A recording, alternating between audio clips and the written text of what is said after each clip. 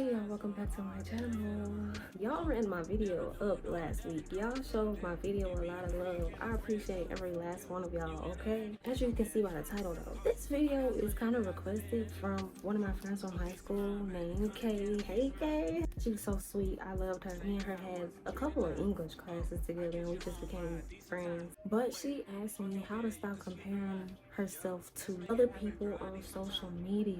Now, I already told her in advance, I'm like, I can't really give you the best advice on that because I'm low-key struggling with that myself, trying to navigate it myself, but we just gonna see how it goes. To stop comparing yourself on social media, first you gotta understand like who you are as a person. You can go watch my video from last week about confidence, y'all. Having confidence is the first key to not comparing yourself, because if you're insecure and you don't feel that great about yourself, of course you're gonna compare yourself. You're gonna always feel like somebody is better than you. But that's not necessarily the case. Yes, people might have more than you. Yes, people might look better than you, because there's always going to be somebody out there like that. But once you start to learn how to love yourself, then it's a little bit harder to compare yourself to other people, because honestly, you really don't know what a lot of people have going on behind closed doors. Social media is so fake. Social media is fake, y'all. You cannot believe everything that you see. Personally, I know some people in real life that's happy, they bubbly, the girls, the bad bees, but then in their personal life, they're going through a lot of stuff. In their personal life, they feel down about themselves. In their personal life, they're actually insecure. And these the people that you're comparing yourself to on social media. Meanwhile, they feel like they're less than you. And it's always those people who necessarily hate on you. They compare themselves to you.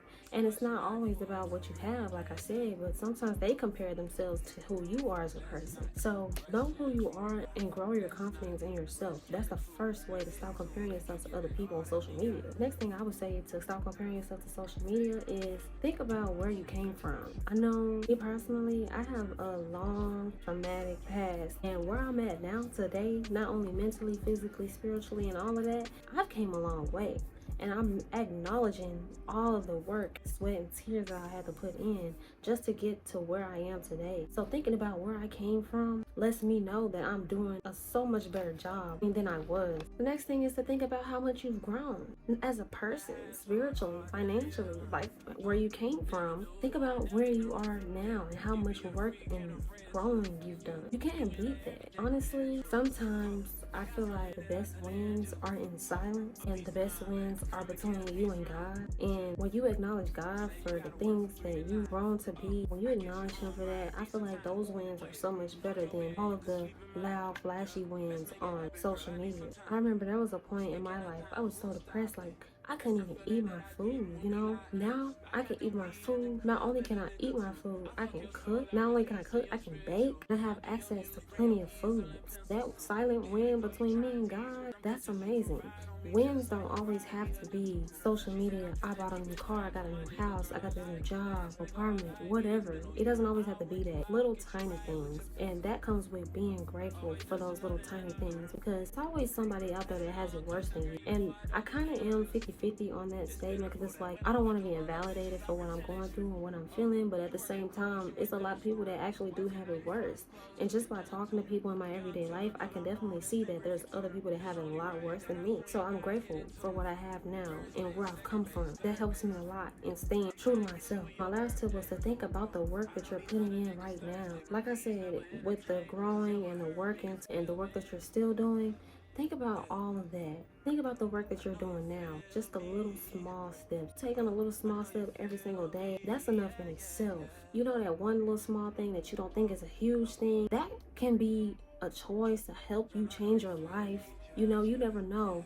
And a lot of people aren't even doing those little steps that you're doing. You're starting a business. You say you might have an LLC. One person might not have an LLC. So you're still doing better than they are. Even though they might be posting their business, they got it, all the products and all of that. They're not legal, but you're legal though. You might not have all your ducks in a row, but you're still legal. Okay? Think about all the work you've done mentally and spiritually. Think about how you're taking steps every day to be the better version of yourself. Taking steps to be a little bit more healthier, eat healthier foods. Steps to take care of your appearance. Steps to make sure that you are not being depressed. Steps to make sure that you're getting to where you want to be in life. And also realize that nobody is you. There's no other you. God only created one you, and like I told you in my last video, he created us perfectly in his image. No, we're not perfect. Yes, we have flaws, but I believe that we are perfectly imperfect. And when you know that, you won't even compare yourself to other people. A peace of mind, baby. Come and get a peace of mind. Yeah. Say you gotta work from 3 to 9. Oh, I get you home by